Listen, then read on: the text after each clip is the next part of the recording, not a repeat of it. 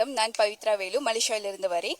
வேர்களை தேடும் என்னும் திட்டத்தின் மூலம் எனக்கு இப்படி ஒரு பெரிய வாய்ப்பு கிடைத்திருக்கு. அதற்கு தமிழக அரசுக்கு நான் மிக்க நன்றி தெரிவித்துக் கொள்கிறேன். நாங்கள் இந்த 5 நாட்களில் பல இடங்களை தமிழகத்தில் சுற்றி பார்த்தோம். அதில் இன்று திருநெல்வேலியில் நாங்கள் இருக்கிறோம். இங்கு முதலில் நாங்கள் நெல்லியப்பன் ஆலயத்திற்கு சென்ற பிறகு இங்கே நம்ம கப்பலோட்டி தலைவர் அவருக்கு இடத்துக்கு வந்துள்ளோம்.